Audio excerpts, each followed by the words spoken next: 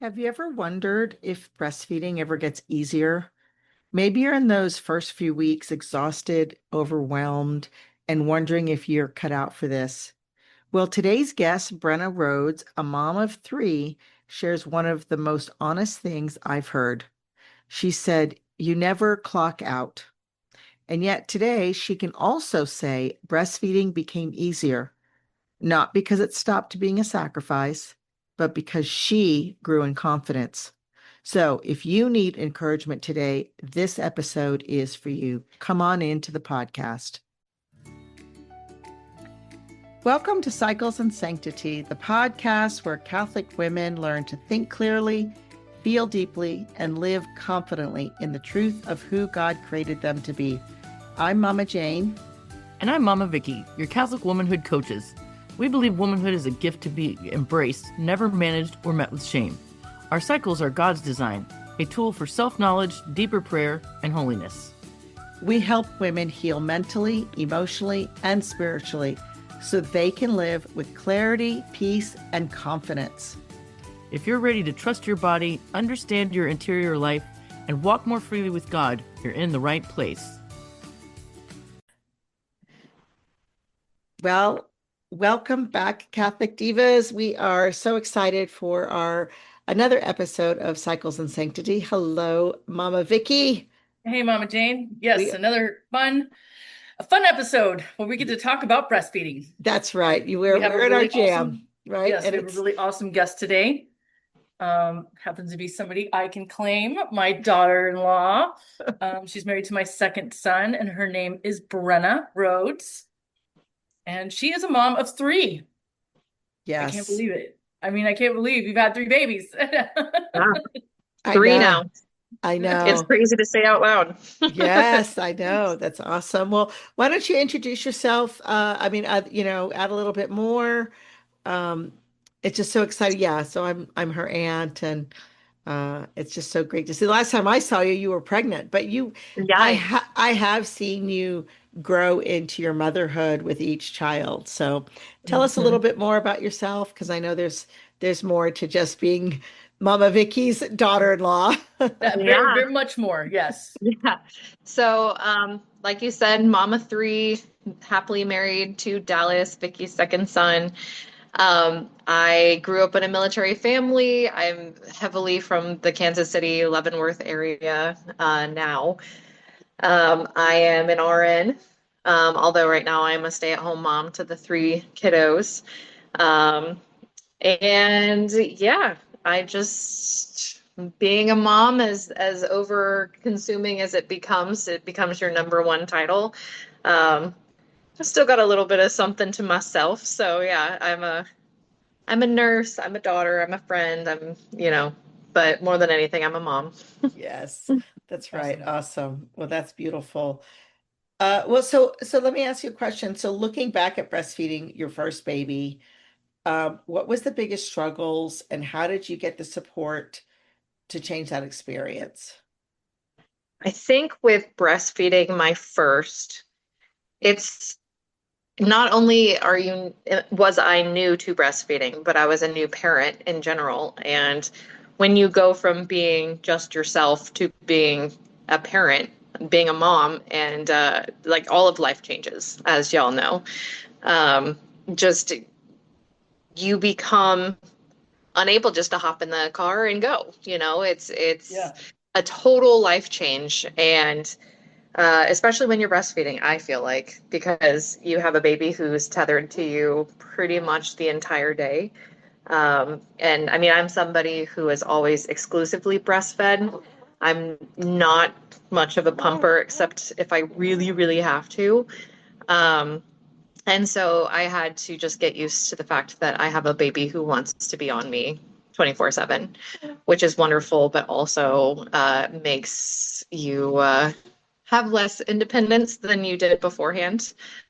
Um, which again, it just comes with the territory. But as you know, when you're a new mom and you're learning to breastfeed for the first time, and that's what you are doing, and rather than giving bottles or pumping or whatever, um, you do a lot of sitting and breastfeeding. And Yes. And so that's a big change for I think a lot of women to get used to that you have another human being constantly tethered to you. I love Yeah, that testimony, Brenna, because so many women, all we do is say, hey, you should breastfeed, it's best for your baby. But actually, what that looks like is you being topless or at least have access to your breasts 24 hours a day in the beginning. I yeah, mean, Absolutely.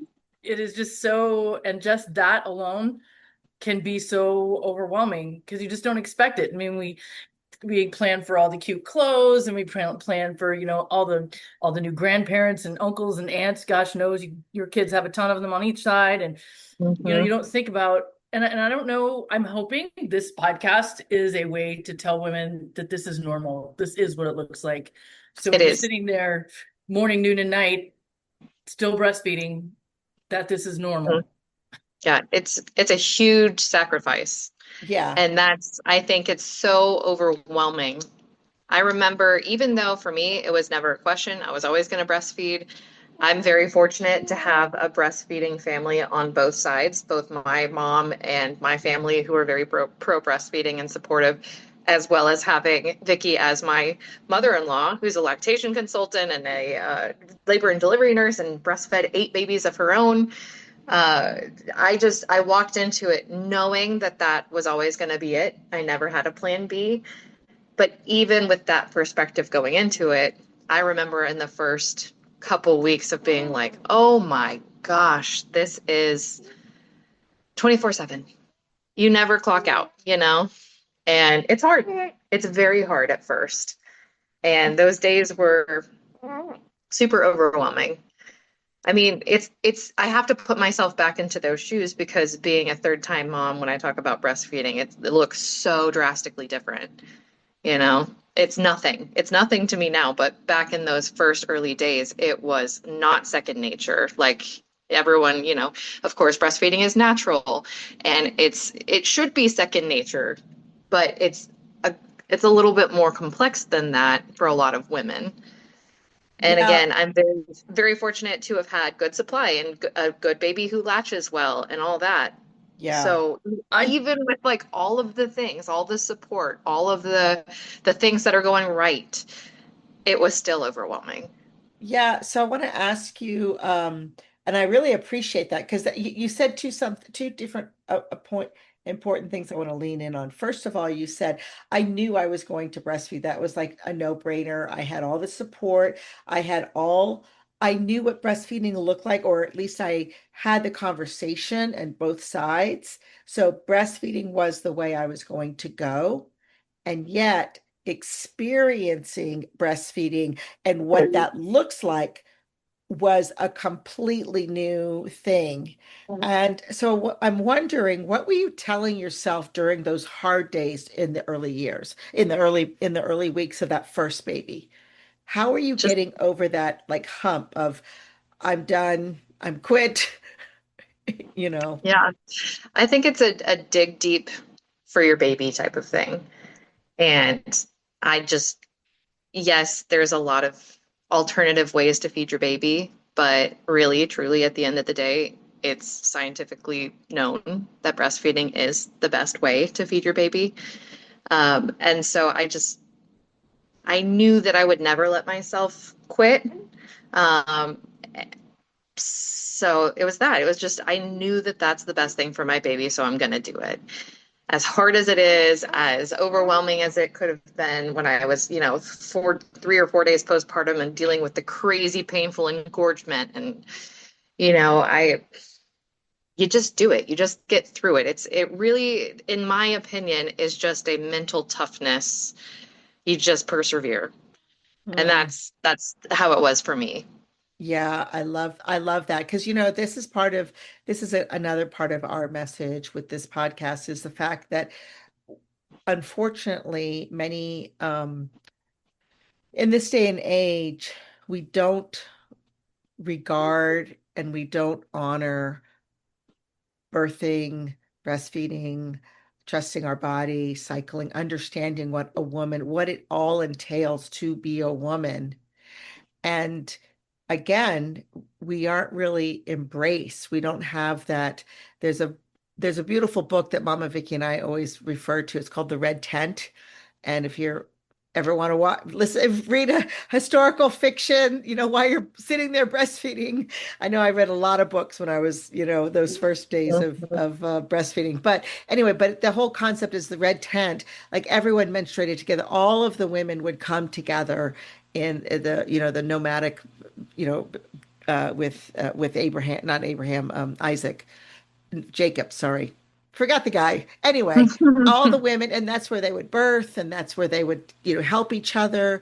And the little ones would be in there. And then there would come a time when, like, the boys were like, okay, now you go out. You don't get to stay in here. We just don't have that anymore. Yeah, that's something I go on a tangent about all the time. That for me, it's the multi-generational households that we've gotten so used to. Everybody has to have their own house and their own place to live, and it's so isolating. And especially when you are a new mom who, like, for example, for me, although Dallas is one of 8 kids, I'm one of 3. We have several, step siblings and cousins and friends and whatnot. I was the only person in my inner circle, or the first person, I should say, to have a baby. Yeah. And so in that moment, I didn't have somebody to my left and right who was going through it at the same time as me. And when you have a support group, a community like that, I can imagine it is a lot easier.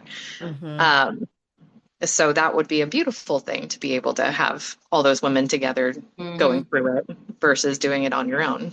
Yeah. And Right. It then, just gives that, like we talked about before, support groups just give that, whether, yes, the non-traditional or the formerly traditional multi-generational family, but just as a woman's to woman's group, just that, like, you don't have to speak it.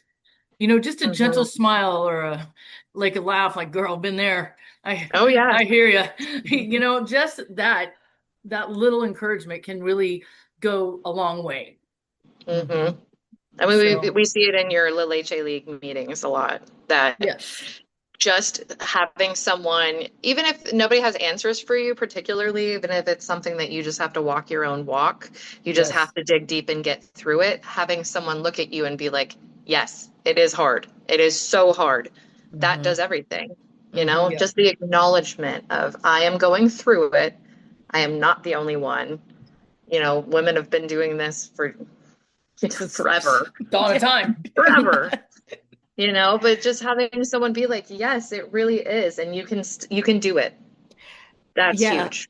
And I love that aspect also as of like modeling, right? Like I remember Mhm. the first time I went to a La Leche League lead meeting and seeing a mother tandem nurse.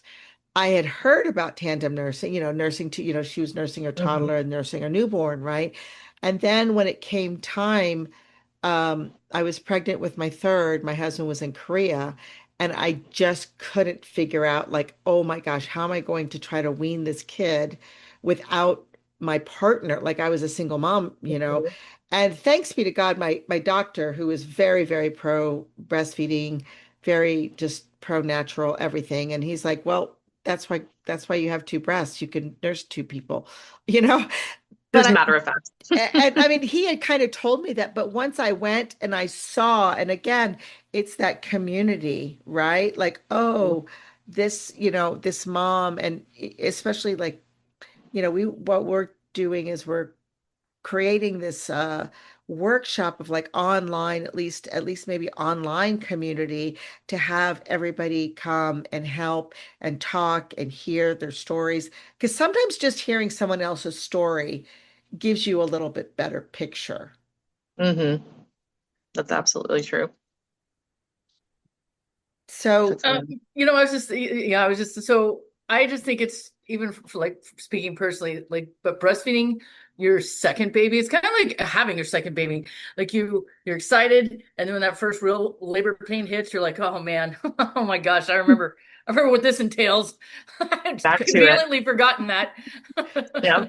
But then, My Sorry. Go ahead. No, go ahead. I was gonna say my nana always said that, you get amnesia after each birth so that Yeah, you want to have more. that's Oh, You for right. just sure. your body makes you forget about this struggle so that you just dive right back in. And That's I can right. say that even about breastfeeding, I one of my favorite analogies, I had a co-leader tell me one time, like if you have a yardstick, look at 1 inch, 2 inches. So if we breastfeed for a year, 2 years, even 3 years, get crazy. If you went 5 on a yardstick, it's Yes. only such a wee part of your life, and it's very Yeah, easy to get consumed, like, oh my gosh, this will never end. But I I do think know. the second kiddo, and hopefully that, I think I loved that. Okay, I knew more. Well, I got this one to this age at least. You know what I mean? I was able to Yes. do it. I got this far in my breastfeeding journey. So you have a little confidence, but then Yes. as nature would have it, each baby is a little different. That's Mhm. true. Yeah. Yeah, I tell people all the time because each of my pregnancies have overlapped my breastfeeding journey. I have always, gotten pregnant with the next one while I was still breastfeeding. So my oldest is 4.5. I have been pregnant or breastfeeding for over 5 years now, Yeah. continuously, without any Yeah. breaks. Yeah. Yep. But when you think about it like that on a ruler stick, it really will be just a blip. And it's so, I can't even think about that now that like one day there will not be another day that I breastfeed. Yeah. And That's so even why on those hard days, it really is. It's so short. ladies my age cry a lot. Like, I how know. Claire always makes fun of me crying because it's like so bittersweet. Oh, totally. I even do it. I mean, I've got a 4.5-year-old, and I even look back at her 2-year-old pictures, and I'm like, she's never gonna be that small anymore. Yeah. So it is, Exactly. gosh, I try to take that wisdom and savor every single moment of it because I know how fleeting. With the first one, you don't know how quick it goes. Right. You're You so know? excited for them to do the next thing, like Yeah. Yes. roll over, or crawl, or walk, or eat, or Yeah. grow teeth, or whatever. You're like, oh, so I exciting. know. See, now with my third, like at first I was a little bit worried about how much she was gaining, and now she's gotten a little chunkier and a little bigger, and I'm like, oh my gosh, you're already outside of the itty bitty phase. So it's so beautiful just to be able to absorb it. But I always say I just cannot soak it in enough. It Yes. goes too fast for me And to you be just able do to it so well. You really fully. do. You've done a Oh great man, job thank of you. embracing that and being okay. You're like, all right, cool. Well, the house is a little crazy because no matter how many times you reorganize the toy room, every toy is immediately out on the box seconds later. Yeah. Yeah. And I mean, believe listeners, her house is very clean and wonderful, but toddlers live there. So, but Yeah. and you're able to embrace, like, you know what, this is where we are right now. This is Yeah. this is how we are, because it doesn't stay like that. And I am a firm believer is breastfeeding teaches you how to parent all along, because you're right. So many times in motherhood, you have to dig deep. It's just And selfless. It's completely a selfless thing. Yeah, yeah, I think that's one of the things that the real shift, right? Because you said I didn't realize what a sacrifice it was. But now you kind of know and you're prepared, like, okay, this is just how it is. This is who I am at the moment, and I'm willingly choosing to give this baby like in reality, I mean, this is the dichotomy. We're created to give ourselves like the gift of ourself. And motherhood is that gift of self because what better way? I mean, you're literally like that child is dependent on you for 100%, you know, pee, poo, sleep, eat, everything Yep. needs you. And so she needs you 100% and you give that 100%. And yet there's this that's where the love expands. That's where Yes. their love expands and your love for her. I mean, you just look at her and you're like, "Oh my gosh, she's just so beautiful. Of course I would want to do this, right?" Mhm. But back in the day when nobody, we talk about it, but when you're experiencing that, like, oh my goodness, this is what I signed up for 24/7, sitting there all the time, that's when we can go what we I call vicious thoughts. And I see it all the time. I'm on all kinds of groups and stuff, and people just like the mother is just so resentful because she hasn't quote unquote done anything all day, and then the husband comes home and well he's just sitting, like, and I'm like, dude, he's done his thing and you're still doing your thing. And yes, you've got to figure it out together, like the rest of the work, right? Yeah. Um, I know for us, one of the things for us that's really shifted is Steve was the nighttime parent. Just because when I hit my feet on the floor, I was awake for hours. And so when baby would wake up, he would get her or him and go change the, diaper and bring her back. And as long as I was like, you know, horizontal on the bed, I was okay. Even if I didn't actually sleep, I was just resting. I could be nursing all day long or all night long or whatever. But as soon as I hit the feet, and the interesting thing about that is that now my youngest just turned 21. My kids call my husband for the night, and I mean he became the nighttime parent for all the things like, hey, I just threw, dad, I just threw up, or what, anything in the middle of the night, that was dad. And partly because I was, taking care of another baby, so he had to, you know, and so that's kind of an interesting aspect of really, again, knowing the sacrifice, experiencing the sacrifice, and willing to do it again. Hmm. It's any Well, That's anytime another hard. thing. why I like support groups too is because you find, I mean, so that worked for you. In my life with raising children, that didn't work for me, Yeah. and I think, Dallas is a huge support. Oh my And goodness, you unbelievable. just, that's just another area, in our other conversations we've been talking about it for like natural family planning, using that method of for family planning of your size of your family and charting and all that. It forces you to communicate. Well, having a new baby forces you to communicate. And Yeah. sometimes if your communication skills aren't on point, that can get frustrating. So here you are, a new mom, like just freshly postpartum. This baby needs you. If you got two other toddlers that need you too, and everyone's like, mom, mom, mom, mom, mom, and Yes. there needs to be a way, a language to talk to your I husband to love be like, okay, I'm gonna need you to step in here. And I find Yes. a lot of women sometimes get resentful in that they have to ask. But so many men, I mean, my boys were raised like they kind of had my, especially because my boys were first. So they kind of saw what went into all of it. So I feel like they kind of had a natural inclination of like they knew it was coming, a little bit. Mhm.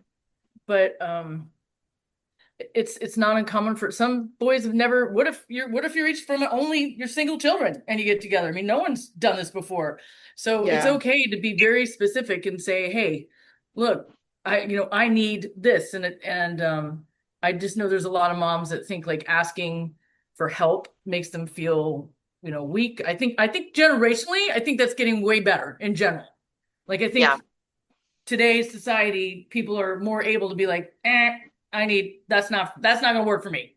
Mhm. Yeah. I mean, But as a nurse, it makes me think of two terms between in the marriage. It's you have to be able to triage as a parent, yes, which concern, which child, I love what it. needs my attention the most, and two, delegation. I So, love like it. a lot of marriage, especially with having kiddos, is being able to communicate, but also delegate. It's like in this, I am so fortunate to have such a supportive, wonderful husband who lives to be a father.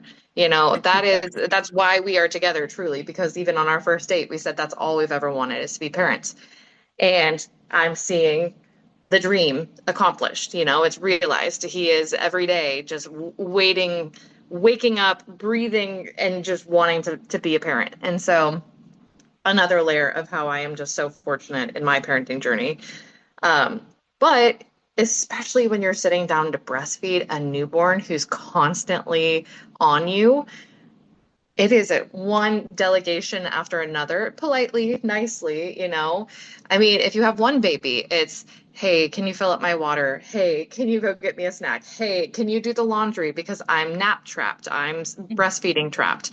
Nap trapped. Um, but then once you have a couple toddlers on top of that, it's here I am sitting and breastfeeding. Can you get this kid ready? And hey, her clothes are over here. It is this constant teamwork if you have a partner in your life that hopefully, if you do, then that partner is supportive and can can listen and hear you out that you need help, Mhm. again, but I'm very, very fortunate in the partner that I chose that that is a situation for me. And And also that I want to just commend you, Brennan, because I mean, we do get to discern. Some of us don't discern as well as others. You and Dallas are blessed, but you work for it. You've worked for everything you have. Like nobody's handed it to you. So you are blessed, but it's not like you just sat back and everything was oh, handed to you. totally. That's for sure. It's a lot Yeah. of work. It is a lot of work. I mean, I'm transparent with all of our siblings who are in relationships and friends and whatnot that Dallas and I have been to marriage counseling because it's innate that two different people who have two different upbringings and two different ideas of how to do things are going to struggle at times to communicate, when it comes to just having a household, having children, all of the things. And Mm-hmm. so Mm-hmm. I'm a huge proponent of if you are having issues, go get a third party, Mm-hmm. Yep. Mm-hmm. And so it is true. We have worked, have not always been so cohesive in the past, but commit, you stick it out, you work on it, and Well, and then I'm just, you have the success of, you do have a 4.5-year-old and a 2-year-old that you guys have done that together and you've breastfed and you've made it over the hurdles. So, I mean, I guess I'm just mentioning that because as each stage, I mean, whether you homeschool or they go to school or number one, you have the world telling you what they think you should do. So it's oh, very totally. important to be able to go to your partner and say, hey, this is us. What do we want to do? That's Yeah. great Yes. that this is working for the Joneses, Yep. you know. Yeah. That is And then how. it changes. I always used to think that, well, okay, so this is the plan and we're just going to stay on target. The plan never stays the same. Mm-mm. No. And even if the plan is working for one kid, it doesn't work for the next one. Correct. And That's Yes. so that's a huge thing with having a new baby too, is that the second that you somewhat kind of figure your baby out, then they change. yeah. And Yes. so, you can never get too rigid. And Yeah. that was something when I had my second baby that I was way too rigid in the schedule that I had, the routine that I had with my first as a toddler. We had our groove going. We, did library on this day and nap time was about this time every day. And this is when we would read books and this is when we go to bed. And I was never like, it has to be on this time, but that's just our general flow. And then you have another baby and you can't be rigid. You can never get too stuck in, the phase that you're in. You always have to change and adapt and yeah, especially when you add new kids. Yeah, Yep. exactly. That's yeah. So let me ask you a question. If there's a mom listening today feeling discouraged and really like wondering if she can do this, breastfeed and have other kids, and what would you want to what would you want her to believe about herself? I would want her to believe that she is made to do this. You Love know, that. we are all made to do it, and some people unfortunately do struggle a little bit more with certain things, have a baby who's got tongue ties or latching problems or whatnot. But at the end of the day, there's always resources. There's always Mm. people out there who want to help, whose they are, whatever grammar that works there, to help. And as isolating as it can be, the best thing that people can do is to reach out, to go online, to find local area groups, to find Lil HA League meetings, to, talk to a lactation consultant, to do anything that is supporting her as she goes down her journey. Instead of Yeah. withdrawing and it's really, really, it's hard. It's so hard to get out of the house when you have a newborn and everything feels foreign. But the best thing truly for a lot of women is to do it, is to get out of the house, even if you haven't showered in 3 days, and go to a meeting and hear other women's testimonies that they have also struggled and got through it. That's Yeah. that would be it. That's I love beautiful. that. And I love that because, we all crawl before we walk.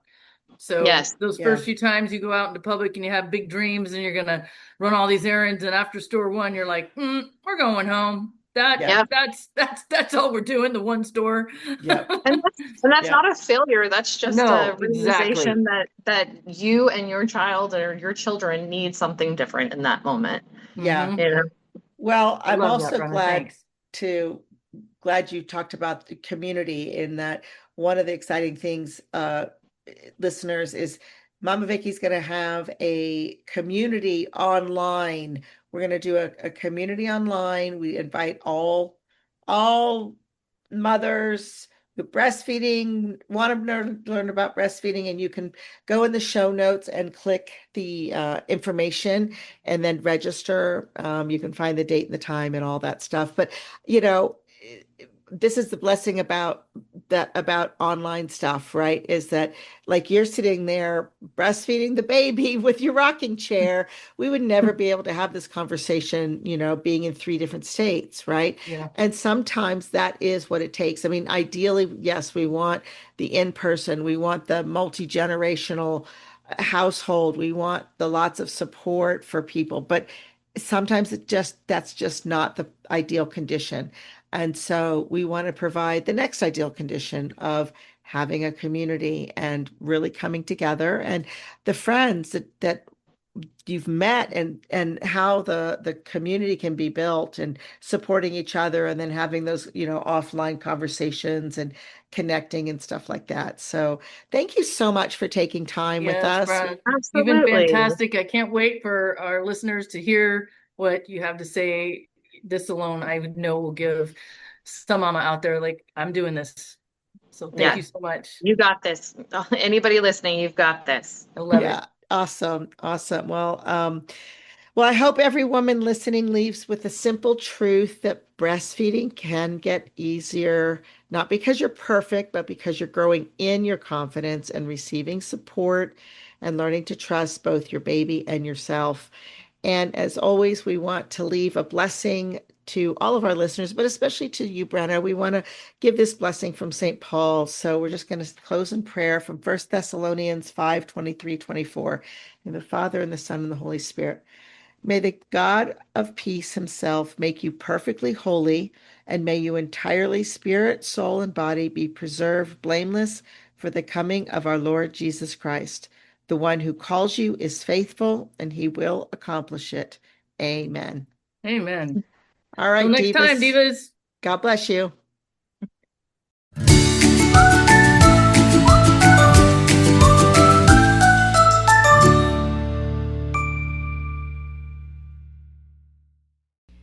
Divas, just as a reminder, please like, subscribe, and write a review on this podcast.